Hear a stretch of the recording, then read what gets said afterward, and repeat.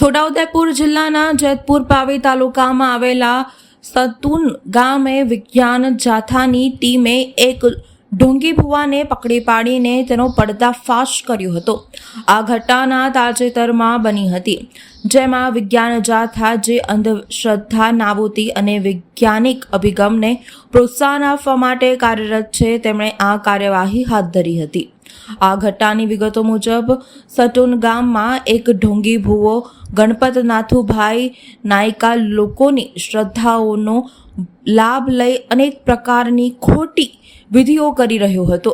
જાણવા મળ્યું છે કે આ ભુવો મહિલાઓના પગમાં માલિશ કરવા જેવી પ્રવૃત્તિઓ દ્વારા તેમની સમસ્યાનું નિરાકરણ લાવતો હતો। આવી પ્રવૃત્તિઓથી ગ્રામજનોમાં અંધશ્રદ્ધા વધી રહી હતી, જેથી જાણ વિજ્ઞાન જાથાને થતાં તેઓની તાત્કાલિક ગામની મુલાકાત લીધી હતી। વિજ્ઞાન જાથાની ટીમે સ્થળ ઉપર પહોંચીને આ ભુવાની પ્રવૃત્તિઓનું નિરીક્ષણ કર્યું હતું અને તેની વિધિઓની તપાસ કરી હતી। તપાસ દરમિયાન જાણવા મળ્યું હતું કે આ ભુવો કોઈ વૈજ્ઞાનિક આધાર વિના માત્ર લોકોની ભાવનાઓ સાથે રમત રમીને પૈસા કમાવાનું કામ કરી રહ્યો છે। ટીમે આ ભુવાને ઝડપી લીધો હતો, ગ્રામજનોને તેની હકીકતથી વાકેફ કર્યા હતા। આ ઉપરાંત લોકોને અંધશ્રદ્ધાથી દૂર કરીને વૈજ્ઞાનિક રીતે વિચારવાની સમજ પણ આપી હતી। આ દરમિયાન વિજ્ઞાન જાથાની ટીમે ગામ લોકોને જાગૃત કરવા માટે નાનું શિક્ષણ સત્ર પણ યોજ્યું હતું, જેમાં અંધશ્રદ્ધાના નુકસાન અને વિજ્ઞાનના મહત્વ વિશે માહિતી આપવામાં આવી હતી। આ કાર્યવાહીને કારણે ગામમાં ચર્ચાનો વિષય બન્યો અને લોકોમાં જાગૃતતા ફેલાવવામાં મદદ મળી।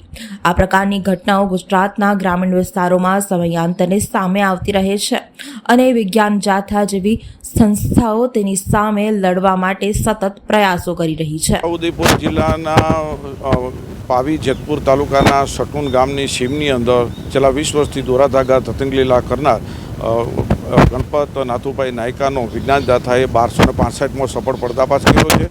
તેઓ ધતિંગ લીલા કરતા રંગે હાથે ઝડપાઈ ગયા છે। મહિલાને માલિશ કરતા હતા પગની અંદર અને દોરા પરીક્ષામાં પાસ થવાના તે બોલપેન આપતા હતા અને લોકો પાસે 1000થી માંડીને 25,000 ફી વસૂલતા હતા, 5 પ્રસાદીના લેતા હતા। આ બધી કપટ લીલા વિજ્ઞાન જાથાએ બંધ કરાવી છે। વિજ્ઞાન જાથા લોકોને અપીલ કરી કે હિન્દુ મુસલમાન કે ક્રિશ્ચન કોઈ પણ આવા ધતિંગ કરતા હોય તેની દુકાનમાં જવું નહીં અને અંતે આવા ભુવા ભારાના ફકીર પાસે જવાથી બરબાદી સિવાય કશું નથી મળતી। અને લોકો જાગૃતતા કરે અને સ્વયં જાગૃતિથી આવા ભુવા ભારાથી દૂર રહેવા જતા ગણપતભાઈ ભુવા પાસે હું જોડા ગઈ હતી, એટલે મારા પગમાં દુખાવો છે, તો મને ઓપરેશન આવે એમ છે।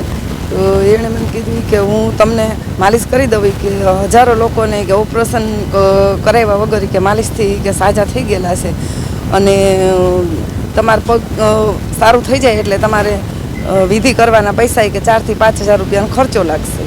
અને મને ચોખાની 2 ઓલી પેકેટ આપ્યા પડીકી વાળીને।